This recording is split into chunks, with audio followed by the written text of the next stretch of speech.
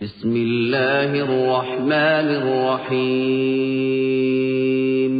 ذلك بأنهم كرهوا ما أنزل الله فأحبط أعمالهم أفلم يسيروا في الأرض فينظروا كيف كان عاقبة الذين من قبلهم دمر الله عليهم وللكافرين أمثالها. السلام علیکم ورحمۃ اللہ وبرکاتہ. بسم اللہ الرحمن الرحیم.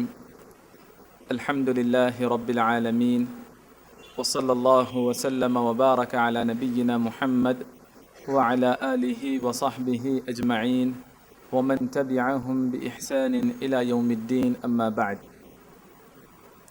قرآن مجید میں اللہ تبارک و تعالیٰ نے دو طرح کے راستوں کا تذکرہ کیا. ایک راستہ سبیل المؤمنین اہل ایمان کا راستہ ہے، انبیاء اور صحابہ کا راستہ ہے. دوسرا راستہ سبیل المجرمین مجرمین کا راستہ ہے، کفار اور مشرکین کا راستہ ہے، گنہگاروں کا راستہ ہے.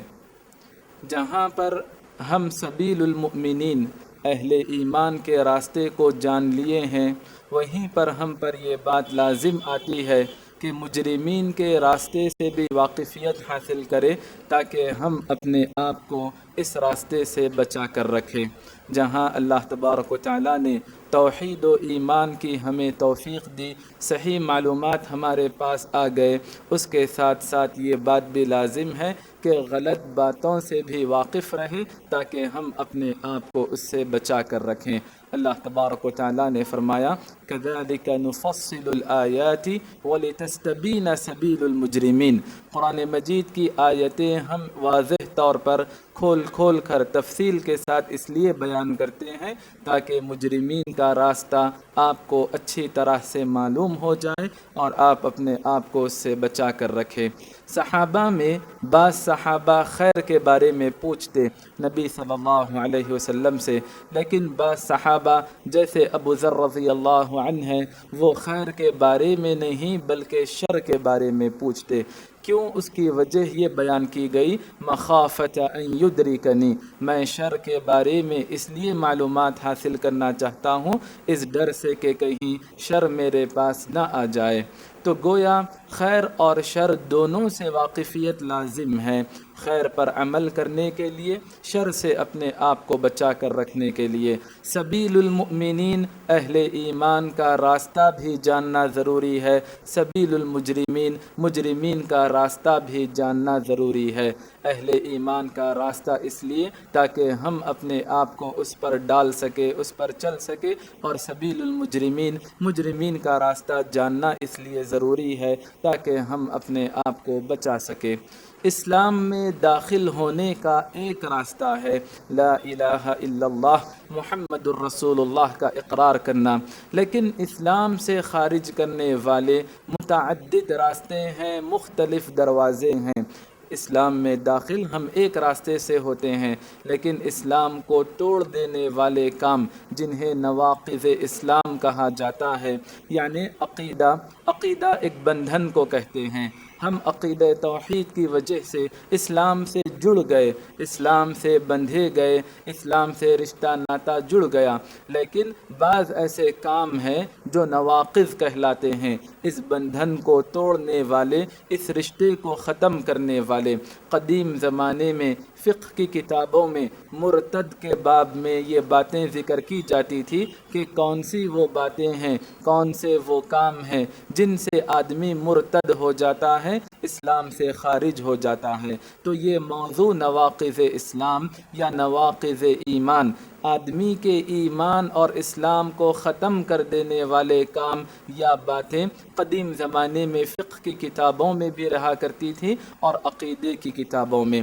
نواقض اسلام جیسے نواقض وضو ہے، وضو کو ختم کر دینے والی چیزیں، اسی طرح نواقض ایمان ہے، نواقض اسلام ہیں. نواقض ایمان اور اسلام بہت زیادہ ہے، لیکن بعض ایسے نواقض ہیں جو بہت زیادہ پیش آتے ہیں یا جن کا ارتکاب بہت سارے لوگ کرتے ہیں۔ ان تمام میں اہل علم نے 10 نواقض اسلام کو ذکر کیا۔ سب سے پہلا نواقض اسلام اور ایمان میں سب سے پہلا ناقض یہ ہے کہ اللہ کے ساتھ شرک ہو۔ اللہ تبارک و تعالی شرک کے علاوہ ہر گناہ کو معاف کر سکتے ہیں اگر یعنی جسے چاہے۔ ان اللہ لا یغفر ان یشرک بہ، شرک اللہ کے ساتھ ہو تو یہ ناقابل مغفرت گناہ ہے۔ ویغفر ما دون ذلک لمن یشاء، شرک کے علاوہ جو دیگر گناہ ہیں یا شرک سے کم درجے کے گناہ ہیں جسے اللہ تعالیٰ چاہیں معاف فرما سکتے ہیں۔ اللہ تبارک و تعالیٰ نے مزید فرمایا انہ من یشرک باللہ، کہ جو اللہ کے ساتھ شرک کرے گا فقد حرم اللہ علیہ الجنہ، اللہ نے اس پر جنت کو حرام قرار دیا، ومأواہ النار، جہنم کی آگ اس کا ٹھکانہ بنایا گیا، وما للظالمین من انصار، اللہ کے ساتھ شرک کرنے والے ظالم ہیں، کیونکہ قرآن نے شرک کو ظلم سے تعبیر کیا، ان الشرک لظلم عظیم، اور ایسے ظالموں کے کوئی مددگار اور انصار نہیں ہوں گے۔ نواقض اسلام میں سب سے پہلا ناقض اللہ کے ساتھ شرک کرنا ہے۔ دوسرا ناقض ہے اللہ اور بندے کے درمیان ناجائز وسیلے اور واسطے بنانا مقرر کرنا۔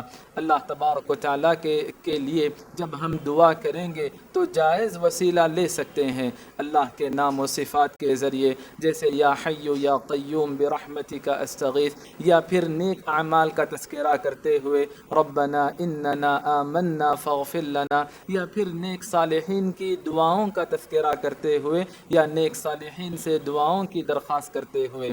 ان کے علاوہ اللہ کے درمیان، خالق اور مخلوق کے درمیان اگر واسطے وسیلے بنائے جائیں جو شرک کا دروازہ کھولتے ہیں تو یہ دوسرا ناقض ہے۔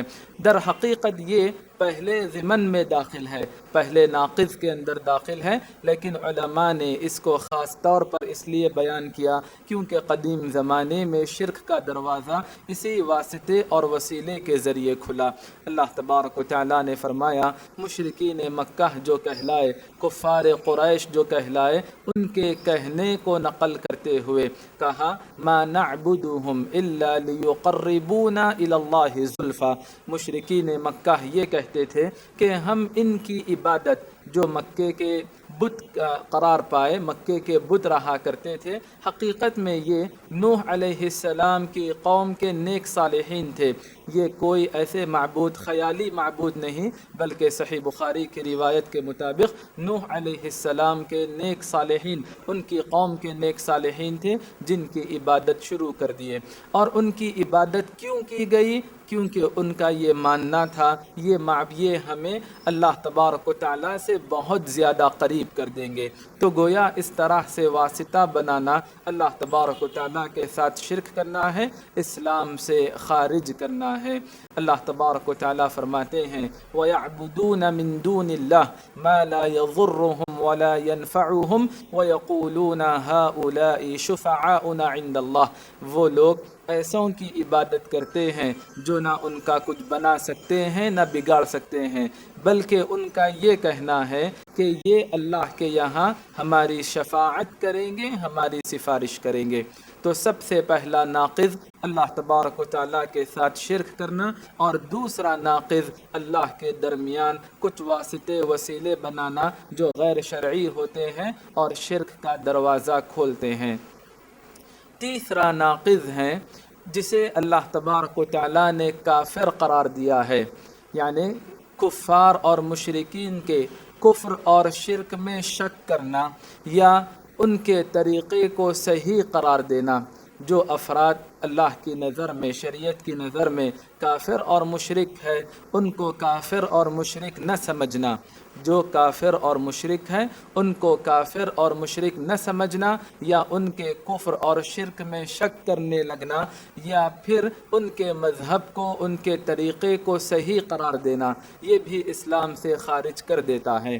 اس کی وجہ یہ ہے کہ اللہ تبارک و تعالیٰ نے قرآن میں بعض کاموں پر کفر کا حکم لگایا۔ مثال کے طور پر فرمایا لَقَدْ كَفَرَ الَّذِينَ قَالُوا إِنَّ اللَّهَ ثَالِثُ ثَلَاثَةٍ، یقیناً ان افراد نے کفر کیا جن کا یہ کہنا ہے کہ اللہ تبارک و تعالیٰ تین میں ایک ہے، یا پھر اللہ تبارک و تعالیٰ یا عیسیٰ علیہ السلام اللہ تبارک و تعالیٰ کے بیٹے ہیں۔ اس طرح سے جو کفریہ عقائد ہیں، اللہ تعالیٰ نے کفر کا حکم لگایا۔ اگر کوئی آدمی شک کرنے لگے یا کافر نہ سمجھنے لگے تو گویا اللہ کے حکم کے خلاف جا رہا ہے، اور اللہ کے حکم کی مخالفت کرنا کھلا کفر ہے جو اسلام سے خارج کر دیتا ہے۔ کفار اور مشرکین کے کفر اور شرک میں شک کرنا بھی کیونکہ مؤمن کا مطلب تصدیق کرنے والا، سچ سمجھنے والا، اعتماد کے ساتھ، بھروسے کے ساتھ رہنے والا۔ شک کرنا اہل ایمان کی علامت نہیں، نہ قرآن کے اندر اس کی گنجائش ہے۔ الف لام میم ذالک الکتاب لا ریب فیہ، اہل ایمان تو شک نہیں کرتے ہیں۔ انما المؤمنون الذین آمنوا باللہ ورسولہ ثم لم یرتابوا، شک کرنا منافقین کی علامت ہے۔ وارتابت قلوبهم فهم فی ریبہم یترددون، اللہ تبارک و تعالی ان افراد پر تعجب کے ساتھ نکیر کیے جو یہ کہتے ہیں کہ ہمارا اللہ پر ایمان تو ہے لیکن طاغوت کے فیصلے سے راضی ہوتے ہیں۔ ألم تر إلى الذين يزعمون أنهم آمنوا بما أنزل إليك وما أنزل من قبلك يريدون أن يتحاكموا إلى الطاغوت وقد أمروا أن يكفروا به۔ تو ان افراد کے بارے میں یہ عقیدہ رکھنا، یعنی جو کافر ہے، مشرک ہے، ان کے بارے میں، ان کفر اور شرک کے بارے میں شک کرنا یا کافر قرار نہ دینا، یہ بھی اسلام سے خارج کرنے والا عمل ہے۔ اگلا ناقض ہے نبی صلی اللہ علیہ وسلم کی شریعت سے یا سنت سے یا طریقے سے کسی اور کی شریعت کو، کسی اور کے طریقے کو افضل قرار دینا، بہتر سمجھنا۔ یہ اس لیے اسلام سے خارج کرنے والا عمل ہے کیونکہ نبی صلی اللہ علیہ وسلم کوئی بھی بات اپنی جانب سے نہیں بتلاتے، بلکہ وحی ہے۔ ان ہوا الا وحی یوحا وما ينطق عن الهوى ان ہوا الا وحی یوحا، نبی صلی اللہ علیہ وسلم کی ہر بات وحی کے درجے کی بات ہے جو شریعت سے جڑی ہوئی ہے۔ تو گویا نبی صلی اللہ علیہ وسلم کے طریقے سے کسی اور کے طریقے کو افضل قرار دینا گویا اللہ کی شریعت پر اعتراض کرنا ہے، اللہ تبارک و تعالیٰ کے بھیجے ہوئے دین میں نقص پیدا کرنا، خلل نکالنا، عیب جوئی کرنا ہے جو اسلام سے خارج کرنے والا عمل ہے۔ اگلا ناقض ہے اسلام کی کسی بھی چیز سے بغض و عداوت رکھنا، نفرت و کراہت کرنا۔ مثال کے طور پر اللہ تبارک و تعالیٰ کے دین میں داڑھی چھوڑنا ہے، یا عورتوں کے لیے پردے کا التزام کرنا، اہتمام کرنا ہے، یا اللہ تبارک و تعالیٰ نے ایک سے زائد نکاح کو جائز قرار دیا، یا اسلام کی کوئی بھی چیز ہے، اسلام سے جڑی ہوئی کوئی بھی چیز ہے، اگر ہم اس چیز سے بغض و عداوت رکھنے لگے، نفرت و کراہت کرنے لگے، یا اسلام سے جڑی کسی چیز کو حقارت کی نظروں سے دیکھنے لگے تو یہ کام بھی اعمال کو برباد کرتے ہوئے اسلام سے خارج کر دے گا۔ اللہ تبارک و تعالیٰ نے فرمایا سورہ محمد آیت نمبر 9 ذالک بأنہم کریہوا ما انزل اللہ فاحبط اعمالہم، اللہ کی نازل کردہ شریعت سے کراہت کرنا، اللہ تبارک و تعالیٰ کی نازل کردہ شریعت سے نفرت کرنا اعمال کو برباد کر دینا ہے، اور اس کے بعد آدمی اسلام سے خارج ہو جائے گا۔ یہ تمام کام ایسے ہے جو اسلام میں داخل ہونے کے بعد اسلام سے خارج کر دیتے ہیں۔ اگر کوئی آدمی اسلام سے خارج ہو جائے گا، کفر پر اس کی موت واقع ہوگی، تو اللہ کے یہاں اس کی توبہ کا کوئی راستہ نظر نہیں آئے گا، اور اللہ تبارک و تعالیٰ کے یہاں کوئی بھی نیک عمل قبول نہیں ہوگا۔ ان الذین کفروا وماتوا وهم کفار، جن لوگوں نے کفر کیا اور کفر کی حالت میں مر گئے، اللہ تبارک و تعالیٰ کوئی بھی عمل ان سے قبول کرنے والے نہیں، گرچہ بڑی بڑی چیزیں فدیے کے طور پر بھی پیش کرے، اللہ کے یہاں قبول ہونے والی نہیں ہے۔ اگلا ناقض ہے دین سے جڑی ہوئی کسی بھی چیز کا مذاق اڑانا۔ اس سے پہلے جو چیز تھی دینی چیز سے نفرت و کراہت کرنا، اور یہ ہے دین سے جڑی ہوئی کسی بھی چیز کا مذاق اڑانا۔ اللہ تبارک و تعالیٰ نے فرمایا قل اب اللہ وآیاتہ ورسولہ کنتم تستہزئون لا تعتذروا قد کفرتم بعد ایمانکم۔ اے نبی آپ کہہ دیجئے کیا تم اللہ تبارک و تعالیٰ کا، اللہ کی آیتوں کا، اللہ کے رسول کا مذاق اڑاتے ہو؟ قد کفرتم بعد ایمانکم، تم ایمان تو لے کر آئے تھے لیکن مذاق اڑانے کی وجہ سے، بے ادبی کرنے کی وجہ سے، بے حرمتی کرنے کی وجہ سے، گستاخی کرنے کی وجہ سے قد کفرتم، تم اسلام سے خارج ہو گئے، تم نے کفر کیا بعد ایمانکم، اسلام کے اندر داخل ہونے کے بعد، ایمان کو قبول کرنے کے بعد۔ اللہ تبارک و تعالیٰ کے دین کا مذاق اڑانا یا نفرت و کراہت کرنا کسی بھی چیز سے، دین سے جڑی ہوئی کسی بھی چیز سے، بے ایمانی کی علامت ہے۔ اللہ تبارک و تعالیٰ نے فرمایا فلا وربک لا یؤمنون حتی یحکموک فیما شجر بینہم، جب تک نبی کی لائی ہوئی شریعت کو پسند کرتے ہوئے، جب تک نبی صلی اللہ علیہ وسلم کو فیصلہ کرنے والا حکم تسلیم نہ کرے، آدمی مؤمن نہیں ہو سکتا۔ اگلا ناقض ہے جو ایمان اور اسلام کو ختم کر دیتا ہے، جادو کرنا۔ سحر کو بھی اللہ تبارک و تعالیٰ نے کفر سے تعبیر کیا، انما نحن فتنۃ فلا تکفر، جو فرشتے آزمائش کے طور پر نازل ہوئے تھے، جو فرشتے آزمائش کے طور پر جادو سکھایا کرتے تھے، ان فرشتوں کو اللہ تبارک و تعالیٰ نے یہ ہدایت دی کہ تم پہلے چوکنا کر دے، انما نحن فتنہ، یہ امتحان ہے، آزمائش ہے، اگر تم سیکھو گے تو کفر کرو گے، لہذا سیکھو بھی نہیں اور کفر بھی نہ کرو، انما نحن فتنۃ فلا تکفر۔ اگلا ناقض ہے جو اسلام کو، ایمان کو ختم کر دینے والا ہے، مسلمان کے خلاف کسی کافر کی مدد کرنا۔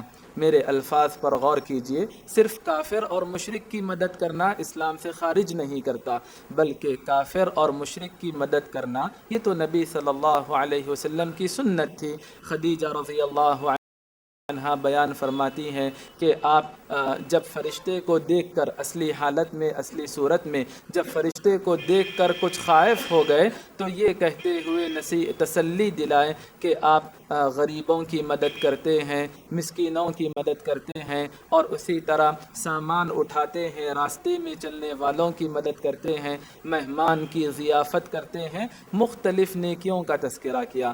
بلکہ جو یہود جن کو اللہ تبارک و تعالیٰ نے سخت کفر رکھنے والے اہل ایمان کے سخت دشمن قرار دیا، لَتَجِدَنَّ أَشَدَّ النَّاسِ عَدَاوَةً لِلَّذِينَ آمَنُوا الَّذِينَ كَفَرُوا، اہل ایمان کے سخت دشمن کافر اور یہود کو قرار دیا، لیکن نبی صلی اللہ علیہ وسلم یہود کی بھی عیادت کرتے تھے، بیماری کی حالت میں ان کے ساتھ حسن سلوک کرتے۔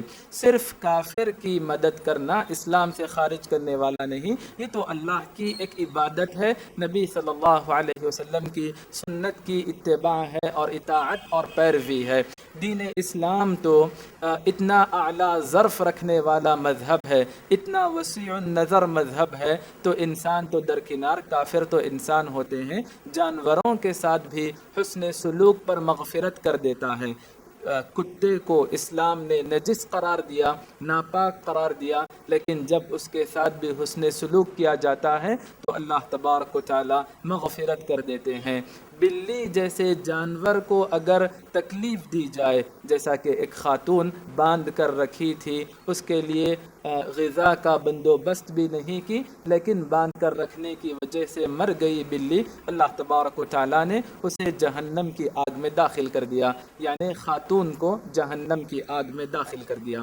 تو صرف کافروں کے ساتھ مدد کرنا یا ان کے ساتھ حسن سلوک کرنا اسلام سے خارج نہیں کرتا، مسلمانوں کو نقصان پہنچاتے ہوئے مسلمانوں کے خلاف مدد کرنا یہ اسلام سے خارج کرنے والا عمل ہے۔ اللہ تبارک و تعالیٰ نے فرمایا یا ایھا الذین آمنوا، اے اہل ایمان، لا تتخذوا الیہود والنصارى اولیاء، تم یہود و نصارہ کو اپنا جگری دوست مت بناؤ۔ ان کے ساتھ کاروباری تعلقات رکھ سکتے ہیں، انسانی ہمدردی کے ساتھ، اچھے اخلاق کے ساتھ پیش آ سکتے ہیں، لیکن دلی محبت، جگری دوست بنانا، دلی محبت رکھنا یہ اللہ کے ساتھ ہونا چاہیے، نبی کے ساتھ ہونا چاہیے، خلفاء اور صحابہ کے ساتھ ہونا چاہیے، اہل ایمان کے ساتھ ہونا چاہیے۔ اگر کوئی آدمی یہود و نصارہ جیسے کفار و مشرکین کے ساتھ دلی محبت رکھے گا، وَمَن يَتَوَلَّهُم مِّنكُمْ فَإِنَّهُ مِنْهُمْ، تو اس کا شمار انہی میں سے کیا جائے گا۔ اس اعتبار سے یہ بھی ناقض اسلام قرار پایا ہے۔ اگلا ناقض اسلام یہ ہے کہ ہم کسی کے بارے میں یہ سمجھنے لگے کہ بعض احکامات اللہ تبارک و تعالیٰ نے بعض سے ساقط کر دیا، حالانکہ اللہ تبارک و تعالیٰ کی شریعت تمام لوگوں کے لیے یکساں ہے، برابر ہے۔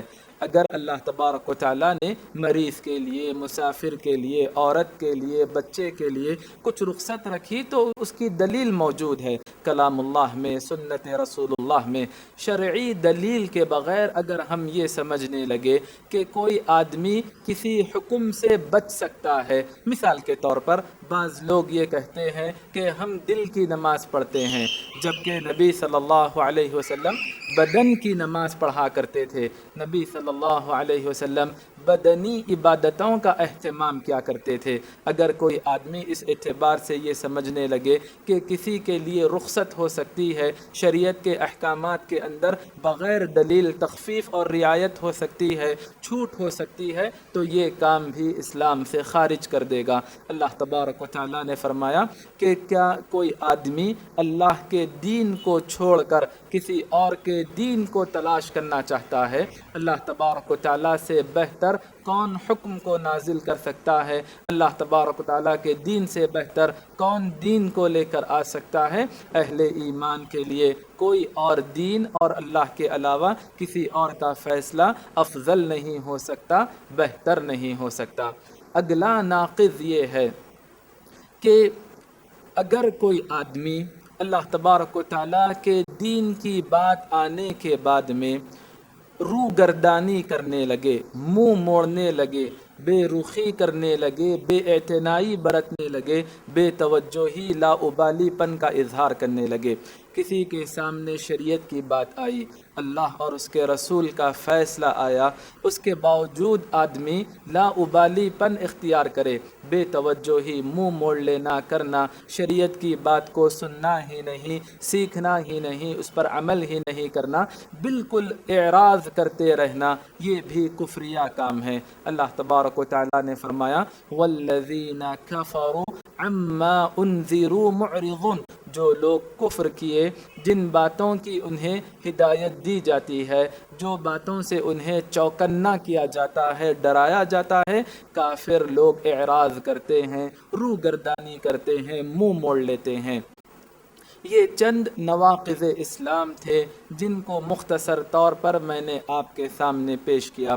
اس لیے پیش کیا کہ بہت سارے لوگوں کا یہ ماننا ہے کہ ایک دفعہ کلمہ پڑھ لینے کے بعد اسلام میں داخل ہو جانے کے بعد آدمی کچھ بھی کام کر لے، کیسا بھی عمل کر لے، اسلام ہی کے اندر رہے گا، اسلام سے خارج نہیں ہوگا۔ ایسی بات نہیں، بلکہ اسلام کے اندر داخل ہونے کا ایک راستہ ہے، لیکن اسلام سے نکلنے کے، اسلام سے خارج کرنے والے بہت سارے راستے ہیں جن کا جاننا اور جن سے بچنا بے انتہا ضروری ہے۔ میں نے چند نواقض اسلام آپ کے سامنے ذکر کیے۔ سب سے پہلا ناقض ہے اللہ تبارک و تعالیٰ کے ساتھ شرک کرنا، اور دوسرا ناقض ہے اللہ تبارک و تعالیٰ کے درمیان مخلوق کو واسطہ وسیلہ بنانا جو شرک کی طرف لے جاتا ہے۔ تیسرا ناقض ہے کہ جن افراد کو اللہ تبارک و تعالیٰ نے کافر اور مشرک قرار دیا، ان کے کفر اور شرک میں شک کرنا، یا ان کو کافر اور مشرک قرار نہیں دینا، یا پھر ان کے مذہب کو، ان کے راستے کو صحیح قرار دینا۔ چوتھا ناقض ہے کہ نبی صلی اللہ علیہ وسلم کی شریعت سے کسی اور کے راستے کو، طریقے کو افضل اور بہتر سمجھنے لگنا۔ پانچواں ناقض ہے اللہ تبارک و تعالیٰ کی جڑی ہوئی کسی بھی شریعت کی کسی بھی چیز سے بغض و عداوت رکھنا، نفرت و کراہت کرنا۔ چھٹا ناقض ہے دین سے جڑی ہوئی کسی بھی چیز کا مذاق اڑانا۔ ساتواں ناقض ہے جادو کرنا، جادو کروانا۔ آٹھواں ناقض ہے مسلمانوں کے خلاف غیر مسلموں کی مدد کرنا۔ نوواں ناقض ہے کہ کسی کے بارے میں یہ سمجھنا کہ اللہ تبارک و تعالیٰ کے احکامات سے یہ علیحدہ ہے، بچ سکتے ہیں، رخصت ہے، رعایت ہے، جبکہ شریعت میں اس کی کوئی دلیل نہ ہو۔ دسواں ناقض ہے کہ اللہ کی شریعت کی بات جب کبھی ہمارے سامنے آئے تو بالکل روگردانی کرنا، اعراض کرنا، بے رخی اور بے اعتنائی برتنا، بے توجہی اور لاابالی پن کا اظہار کرنا۔ یہ 10 نواقض عقیدے کے باب میں ذکر کیے جاتے ہیں جو عام طور پر لوگوں کے درمیان غلطیوں کے طور پر پائے جاتے ہیں، ورنہ اس کے علاوہ بہت سارے ایسے کام ہیں جو اسلام سے خارج کر سکتے ہیں، جو عقیدے کی کتابوں میں، فقہ کی کتابوں میں، مرتد جن ذرائع سے آدمی ہوتا ہے ان کتابوں میں تفصیل سے ذکر کیا گیا ہے۔ ابھی ہم جن دنوں سے گزر رہے ہیں وہ دن گرما کی تعلیم کے اختتام کے دن ہے۔ نیا تعلیمی سال شروع ہو رہا ہے۔ ہر در و دیوار پر یا اخبار میں یہی اشتہار یا اعلان ہمیں نظر آتا ہے کہ فلاں مقام پر اعلیٰ تعلیم کا بندوبست کیا گیا، دنیاوی تعلیم اعلیٰ سے اعلیٰ اور معیاری سے معیاری دی جائے گی، اور جو موضوع سرپرستوں کو فکر مند کر کے رکھا ہے وہ موضوع یہی ہے کہ ہم اپنے بچوں کو دنیاوی تعلیم اعلیٰ سے اعلیٰ کہاں پر دلا سکے۔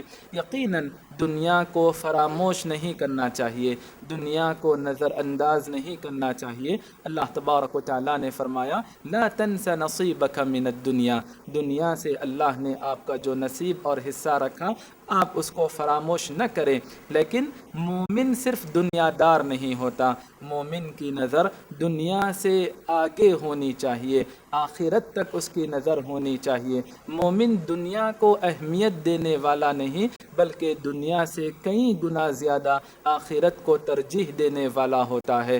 اللہ تبارک و تعالیٰ نے فرمایا بل تؤثرون الحیات الدنیا والآخرۃ خیر وابقی، تم لوگ دنیا کی زندگی کو اہمیت دیتے ہو، فوقیت دیتے ہو، ترجیح دیتے ہو، جبکہ دنیا کے مقابلے میں آخرت کی زندگی بہت بہتر ہے اور دائمی سرمدی ہے، باقی اور برقرار رہنے والی ہے۔ دنیا کو اللہ تبارک و تعالیٰ نے عارضی اور فانی بنایا، دنیا کی حیثیت اللہ کے یہاں مچھر کے ایک پر کے برابر بھی نہیں۔ جہاں ہم اپنے بچوں کی دنیا بنانے کی فکر کرے یا روشن مستقبل کی فکر کرے، وہیں پر اس سے پہلے یا اس سے کئی گنا زیادہ آخرت کی فکر کرے، دینی تعلیم کی فکر کرے، سب سے پہلے انہیں مومن اور موحد بنائے، سب سے پہلے انہیں مسلمان بنائے، پھر اس کے بعد شرعی آداب کا، اسلامی حدود کا خیال رکھتے ہوئے دنیا کے جس میدان میں لانا چاہیں لے کر آئے۔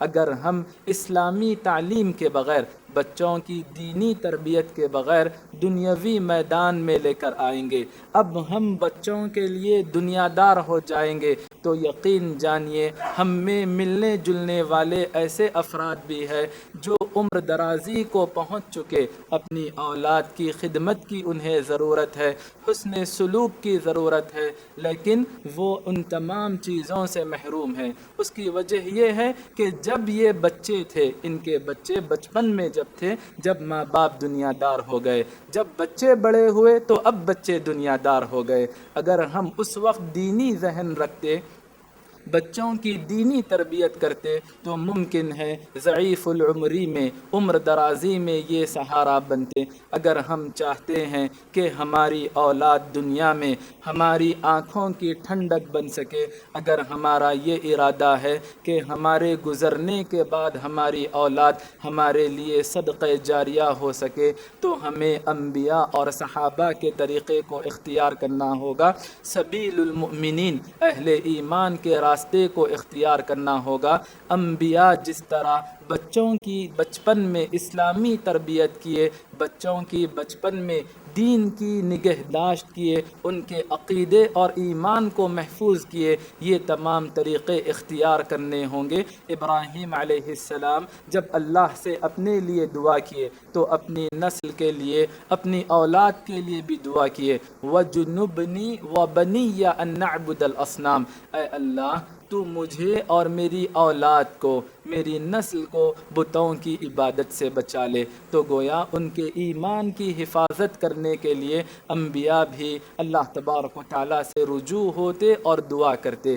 انبیاء اپنے بچوں کی تربیت کرتے، پوچھتے۔ یعقوب علیہ السلام نے اپنے بچوں سے پوچھا، ما تعبدون من بعدی، اے میرے بچوں میرے گزر جانے کے بعد آپ کس کی عبادت کرو گے؟ تمام کے تمام نے کہا، نعبدو، ہم عبادت کریں گے آپ کے معبود کی، آپ کے آباء و اجداد کے معبود کی، یعنی اللہ تبارک و تعالیٰ کی عبادت کریں گے۔ اس انداز سے، سوالیہ انداز سے، دعائیہ انداز سے اپنے بچوں کی نگہداشت کیا کرتے تھے۔ لقمان حکیم کے بارے میں ہم بارہا سنتے ہیں، یہ لقمان حکیم نے کہا، یا بنیا، بچے سے مشفقانہ انداز سے، محبت بھرے لہجے سے مخاطب ہوئے، یا بنیا، اے میرے پیارے بچے۔ جب بچے کو بچے کا مقام دے دیا، اللہ کے حق کی بات آئی تو وہاں پر کوئی مفاہمانہ کردار ادا نہیں کیا، لا تشرک باللہ، اللہ کے ساتھ شرک نہ کرنا۔ اس انداز سے اپنے بچوں کی تربیت کیے۔ عام طور پر ہم کہتے ہیں کہ بچے ہیں، دین کی باتیں بال سے زیادہ باریک ہے، بڑے ہونے کے بعد ہم انہیں سکھائیں گے، لیکن بچے اتنے بڑے ہو جاتے ہیں کہ بڑوں کو بھی خاطر میں نہیں لاتے، نہ حقوق اللہ کو جانتے ہیں، نہ حقوق العباد ادا کرتے ہیں۔ جامع الترمذی میں ابن عباس رضی اللہ عنہما سے صحیح درجے کی روایت ہے، نبی صلی اللہ علیہ وسلم اپنے چچا زاد بھائی ابن عباس رضی اللہ عنہما جو چھوٹے تھے، کم سن صحابی تھے، ان سے خطاب کیے، کہا، یا غلام، اے بچے، انی اعلمک کلمات، میں تمہیں چند باتوں کی تعلیم دیتا ہوں۔ بچے کو تعلیم دے رہے ہیں، احفظ اللہ یحفظ، اللہ کو یاد رکھنا، اللہ تبارک و تعالیٰ تمہیں یاد رکھے گا، اللہ تمہارا نگہبان ہو جائے گا، مددگار ہو جائے گا۔ احفظ اللہ تجدہ تجاہک، اللہ کے حدود کا، احکامات کا، اوامر کا پاس و لحاظ رکھنا، اللہ کی مدد تمہارے سامنے رہے گی۔ مختلف عقیدے کی باتیں بیان کرنے لگے۔ میری تمام باتوں کا خلاصہ یہ ہے کہ مومن کی نظر صرف دنیا کی حد تک نہ رہے، مومن مادہ پرست نہ بنے، دنیا دار نہ بنے، بلکہ ہم جہاں پر بچوں کی دنیا بنانے کی فکر کرتے ہیں، مستقبل کو روشن کرنے کی فکر کرتے ہیں، وہیں پر ختم نہ ہونے والی ابدی اور دائمی زندگی، آخرت کی زندگی کی فکر کرے، ان کی سب سے پہلے ایمانی تربیت کرے، دینی تربیت کرے، انہیں سب سے پہلے پکا مؤمن بنائے، موحد بنائے، پھر اس کے بعد اسلامی حدود کا، شرعی آداب کا خیال رکھتے ہوئے دنیا کے جس میدان میں لانا چاہیں لے کر آئے۔ اگر ہم صرف دنیا کی تعلیم کو اہمیت دیں گے، دینی تعلیم سے، آخرت کے علم سے غفلت برتیں گے، اللہ تبارک و تعالی مذمت بیان کیے، برائی بیان کیے ان افراد کی، کہا یعلمون ظاہرا من الحیات الدنیا، دنیا کی ظاہری چیزوں کا انہیں علم ہے، وَهُمْ عَنِ الْآخِرَةِ هُمْ غَافِلُونَ، آخرت کے علم سے غفلت برتتے رہتے ہیں۔ سنن بیہقی میں ابو ہریرہ رضی اللہ عنہ سے صحیح درجے کی روایت ہے، نبی صلی اللہ علیہ وسلم نے فرمایا ان اللہ یبغض، اللہ تبارک و تعالی بغض و عداوت رکھتے ہیں، نفرت و کراہت کرتے ہیں، کن افراد سے؟ کل عالم بالدنیا، ہر اس آدمی سے جو دنیا کا علم تو اپنے پاس رکھتا ہے، جاہل بالآخرہ، لیکن آخرت اور دین کے بارے میں جاہل ہے، ناواقف ہے۔ لہذا ہم ان دنوں میں یا ہمیشہ جب کبھی دنیاوی تعلیم کی فکر کرے، اس سے کئی گنا زیادہ اور بہت پہلے اخروی تعلیم کی، دینی تعلیم کی فکر کرے، ورنہ یہ اولاد دنیا میں ہمارے لیے نہ ہی آنکھوں کی ٹھنڈک بن سکتی ہے اور نہ ہی مرنے کے بعد صدقہ جاریہ بن سکتی ہے۔ واللہ تعالی اعلم، وصلی اللہ علی النبی وسلم، سبحانک اللہم وبحمدک، اشہد ان لا الہ الا انت، استغفرک واتوب الیک۔